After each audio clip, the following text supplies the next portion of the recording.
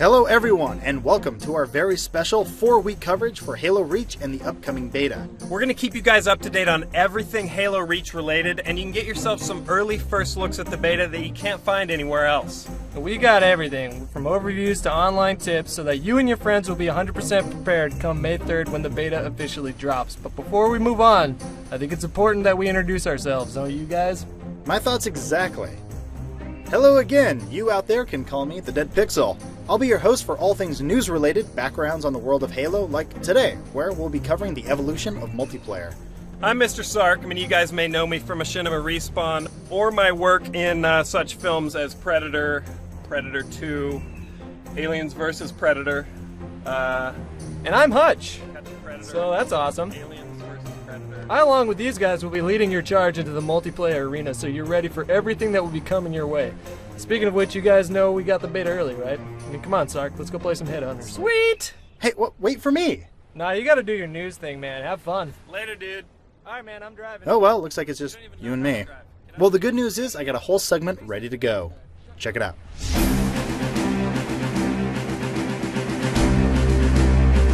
Halo, the definitive title, the true king of console multiplayer action. For nearly a decade, fans have enjoyed Bungie's take on the online world across 2 major platforms, with each title only getting better. But how did it all start? How was the online space change, and more importantly, where's it going? Let's take a look together as we journey through the multiplayer for the Halo franchise.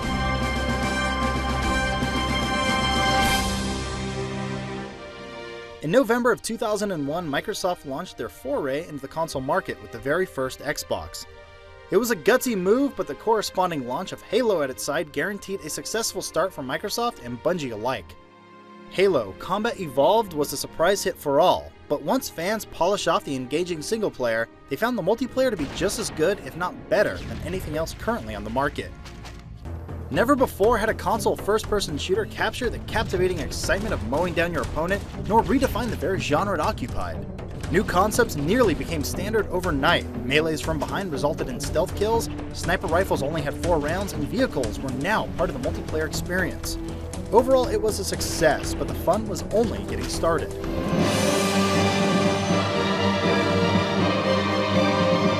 Fast forward to 2004, and the world was once again taken by surprise with the launch of Halo 2. Microsoft had already introduced the world to Xbox Live, but it wasn't until Halo 2 shipped that the online world had officially been changed forever. Console owners finally had their shot to take on their friends online competitively in the multiplayer world of Halo. The very concept of online lobbies was retooled, allowing users to play with their friends and keep playing with their friends without ever skipping a beat. Rather than browsing for games, the online system would pick who would be suited for their game type of choice, keeping the skill levels balanced and even. Ranking up was all the rage and kept players coming back for more, but besides the back end, what was more enticing was some of the whole new features. The assault rifle was now gone and gave way to the introduction of dual wielding via the SMG. To make up for the lack of range, players were given an all-new battle rifle, everyone's new best friend. The Halo 1 pistol was also taken out, which made room for the Magnum, a weapon much more suited for dual wielding rather than single-fire use. To help take out vehicles, rocket launchers could now lock onto 4-wheelers on the ground and ships in the sky for a beautiful takedown. To address complaints of the cast of Covenant firearms, nearly every weapon became dual-wieldable to help counteract the human arsenal.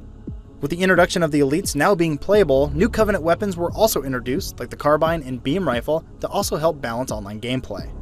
Not only did Bungie give players a revolutionary lobby system and a new array of weaponry, they also gave fans a taste of what was soon to come in the world of a custom online identity.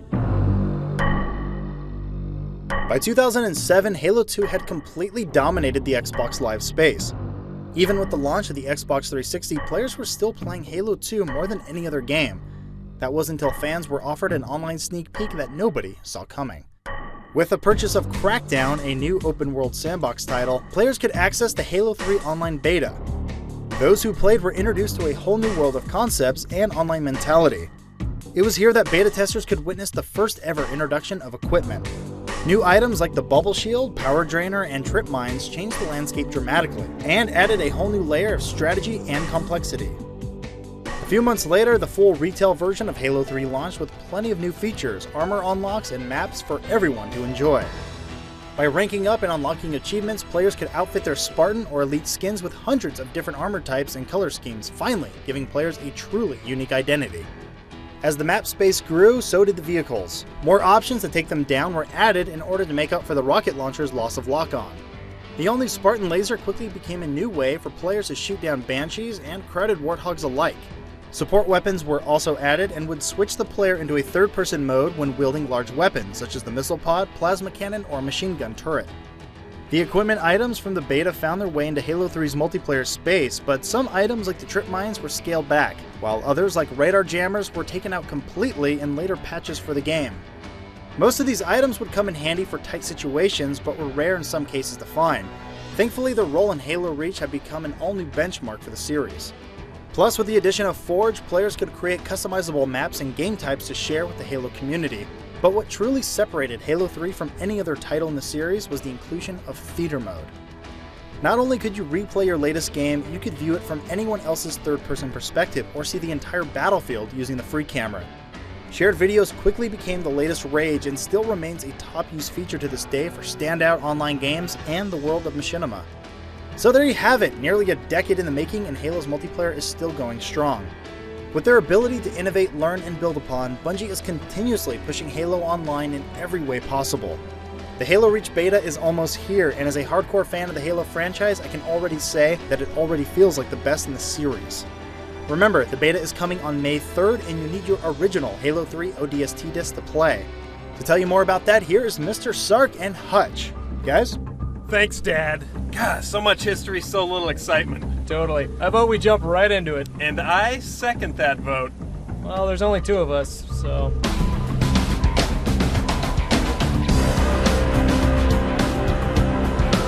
One of the biggest changes you'll see in Reach's multiplayer is the addition of loadouts. At the beginning of each match, depending on the map and game type, you can choose from a handful of starting kits with various combinations of primary weapons and armor abilities. Alright, now you shouldn't get too comfy with just one loadout though, because you can choose a new loadout every time you respawn. So make sure you pick the tool that's appropriate for the job at hand, and I'll tell you right now, it isn't always going to be jetpack. Now we're going to be looking at some of the new game types that Bungie has cooked up over the next few of these episodes, like Headhunter, Invasion, Stockpile, and Generator Defense. But in the meantime, let me assure you that the old favorites are returning. Although this time around, if you're the Juggernaut, you remember this. You're on fire. Yeah, what? No big deal. Alright, now keep in mind, all this info is from the beta, so it's all subject to change. Yep, by the time Reach comes out, Juggernaut may be wearing a leotard and swinging a rubber chicken. God, I hope that happens. It's probably not going to happen. Moving on.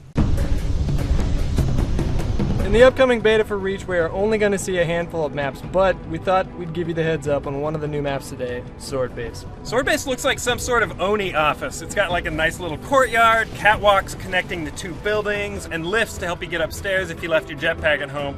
In fact, other than there being no teleporters, you old Halo 1 players may notice some similarities to boarding action. With each map, you guys will find different armor abilities are more useful than others.